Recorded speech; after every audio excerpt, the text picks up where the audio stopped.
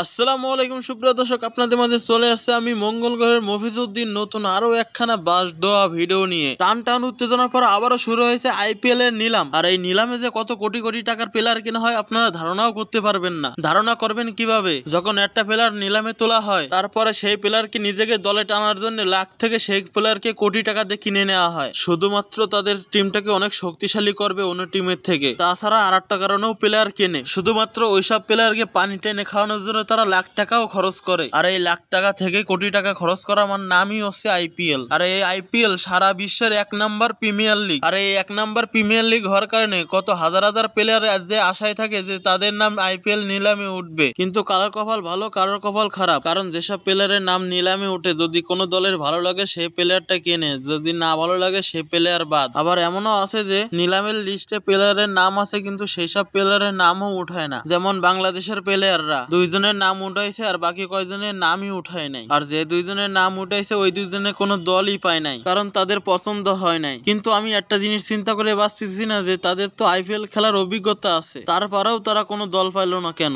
নাকি এর মধ্যে কোনো ঘাবলা আছে? আরে কাকা, অবশ্যই ঘাবলা আছে, আপনার কথাই ঠিক। কারণ আমাদের হাসু আপা আছে না, বোঝেন না আপনি? এর মধ্যে ঘাবলা থাকবে না কেন বলেন আপনি? কারণ এর মধ্যে আমাদের হাসু আপার চাইল আছে। আর বাকিটা লিজেন্ডরা বুঝতে লইবে, তাদেরকে সবকিছু বোঝানো লাগে না, তারা এখন সবকিছু বোঝে। এখন ওইসব কথা থাক, আসল কথাই আসি। কারণ এই বছর আমারও আইপিএল খেলার কোনো ইচ্ছা নাই, কারণ বিগত 7টা বছর ওদেরকে সার্ভিস দিয়ে এসেছি আমরা, আর কোনো সার্ভিস দিতে চাই না আমরা। কারণ ওদের আইপিএল এর প্রত্যেকটা ম্যাচে 2 নাম্বারই করে, আর আমরা এই 2 নাম্বার খেলার মধ্যে থাকতে চাই না। যাক, একদিক থেকে ভালোই হয়েছে, কোনো দল পাই নাই। আর দল পাইলেও আমরা আইপিএল আর কোনো ম্যাচ খেলতাম না। না মুস্তাফিজুর, তোমার কথা তো আমি মানতে পারলাম না, কারণ তাদের ম্যাচে তারা 2 নাম্বারই করুক না 4 নাম্বারই করুক তাদের বিষয়, আমাদের কি? আমাদের কাজ হলো খেলার কাজ, আমরা শুধু খেলবো। এখন তারা 2 নাম্বারই করুক না 4 নাম্বারে করুক এটা তাদের বিষয়, আমাদের কি? এখন আসল কথা ওইটা না। আইপিএল নিলামে আমাকে 2 জনের নাম উঠলো, কিন্তু আমাদের কেউ কিনলো না কেন এটা তো বুঝলাম না। কিন্তু গত বছর আইপিএল নিলামে তো আমাকে 2 জনের নাম ওঠার লগে লগেই এই ওর দলে নেবে ওর দলে নেবে এই লেগে যে কত টানা হিসেবে করলো। কিন্তু এই বছর কি হলো? আমাদেরকে কেউ কিনলো না কেন?